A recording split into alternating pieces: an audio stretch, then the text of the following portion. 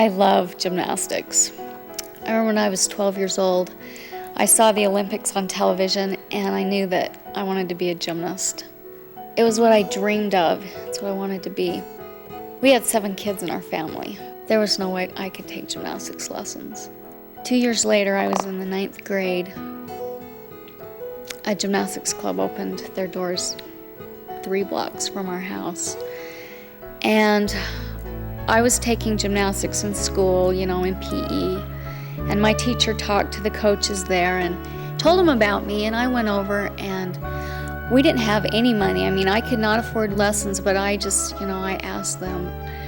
I said, I want to be a gymnast more than anything in the whole world, but I don't have any money. And this coach said to me, can you clean toilets? Can you scrub sinks? Can you vacuum carpets? And I said, yeah, we had 7 kids in our family. I knew how to do those kind of things. And so I got to be a janitor in lieu of paying for my lessons, and that's how I got to be a gymnast. That's how I got my start. Gymnastics is really a beautiful sport. It's very competitive, but it's not violent competitive. And I think that most people that see gymnastics for the first time fall in love with it like I did, because it is such a beautiful, elegant sport. It doesn't happen every day in practice or even in competition, but there comes a time when you are so totally in tune with your body and you have an absolute handle on grace. It's like everything you do is perfect, and you know that it's perfect. And it's exhilarating to feel the wind through your hair, to know that what you're doing is so beautiful. This is Diane Ellingson, a freshman at the University of Utah. She's been having some ankle problems the last couple of weeks, but she's been rated as high as 4th all around in the nation, individually as a woman gymnast. Well, watching her in practice, I can understand why. She's very aggressive, great attitude, and hopefully we'll see her do a very difficult vault called a Sukahara. And she did nice vault. The very difficult vault. You have to not only get enough height, but you have to do 1.5 back flips out of that, and it's a hard vault. My goal in gymnastics was to be an elite gymnast, and that is the Olympic level. And all of my training was pushing toward that one goal. But for some reason, every time I tried out, I didn't quite make it. One time I came 15 1/100ths of a point from qualifying. I've worked at an average about 4 hours a day, 5 to 6 days a week. Is it worth it all? I mean, would you do it all again? If I was starting back being 15 years old, I think I would. I don't know if I'd start now and go another 7 years. Listen, you're the senior, you're the co-captain on this team. Do you kind of feel responsible? Utah's #1 in the nation, like you've got to pull these gals through and win this championship? In a way, a lot of people expect that of me. What I'm trying to do is give the team all the moral support that I can, help us keep our heads together, and just go out and do the best job we can. Okay, where do you hope to contribute the most points this weekend? This weekend I hope to shine on the bars, but I do hope to have a good showing all around too. Finally, when I was 18, I went to the national finals. I totally fell apart. It was my birthday. After the first day of the meet, I was favored to win. I went home after 2 days of terrible competition in 26th place.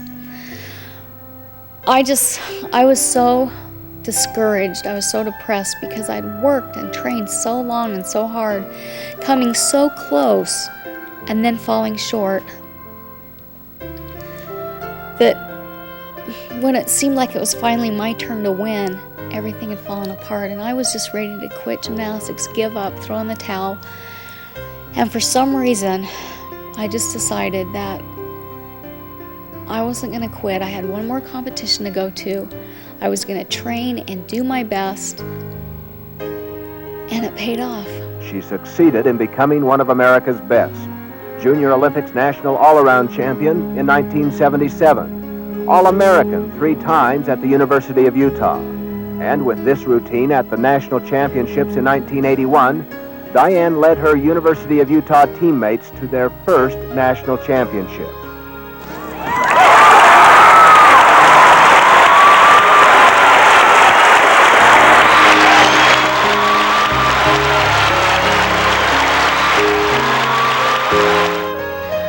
took a plane to Miami, Florida, and during the first day of practice, I was warming up on the vaulting horse. My spotter had to run across the gym to help somebody else, and so I decided I'd just do one more warm-up vault. I could do it by myself. I didn't need the help of a spotter. But this time, I pushed way too hard off my hands and unintentionally over-rotated a somersault, landed on the back of my neck. Right when I hit, I felt giant springs shooting right through my body, out through the tip of my toes. I knew right when I fell that I was hurt, but I didn't really realize how serious it was. I was pretty sure that within 3 months or so, I was going to be back, and everything was going to be all right. The hospital was about 2 minutes away from the gym we were training in, and they took x-rays, and I found that my neck was broken at the cervical 6-7 level. I came back to the University of Utah Med Center. I spent 5 more months in rehabilitation, and during that time, I had a secret hope in my heart that things would get better, but as time went by and nothing changed,